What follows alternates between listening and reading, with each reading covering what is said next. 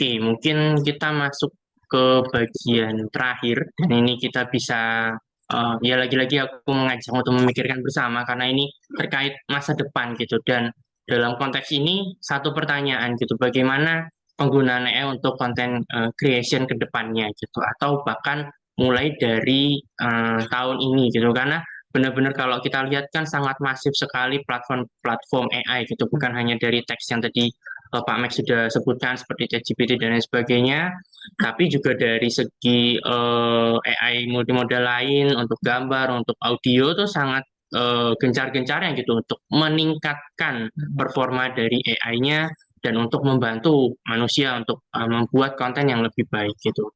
Dan kalau lihat di sini satu poin pertama itu terkait dengan inovasi gitu. Bagaimana ketika melihat teknologi yang tadi sudah saya sebutkan terus berkembang terus bahkan berkembang pesat dari yang awalnya kita tahu AI hanya kayak chatbot biasa gitu yang kita tanya ya udah dijawab sesuai dengan eh, apa yang kita mau gitu tapi sekarang bahkan berkembang dan yang perlu wise itu adalah pernah saya coba juga satu AI yang itu bisa bukan hanya melakukan dubbing gitu, tapi itu mengambil apa namanya suara dari kita gitu. Duplicate ya. Ya, duplikat atau karakter dari suara kita gitu.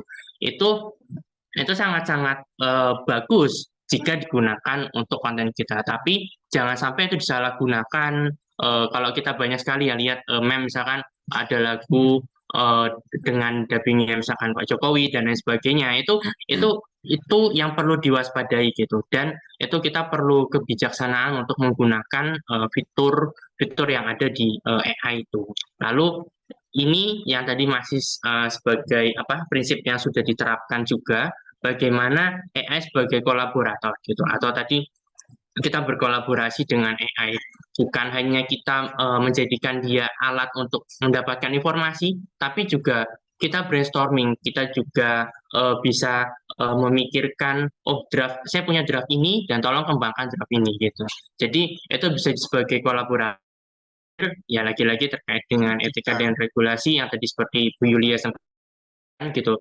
Bagaimana ya dasarnya tetap Alkitab dan tadi kalau Pak Max bilang ya hati nurani itu pasti eh, apa ya? Kalau aku bisa bilang tuh tiap orang punya hati nurani dan apakah itu digerakkan dan terutama kalau kita awali itu dengan doa kita niat untuk gunakan AI ini untuk pekerjaan Tuhan dan lain sebagainya itu Roh Kudus pasti akan menuntun kita. Bagaimana ini sesuai, oh ini enggak, kamu harus kasih kredit, kamu harus kasih copyright dan lain sebagainya. Itu nanti yang akan menuntun Roh Kudus yang akan membantu kita untuk menuntun gitu.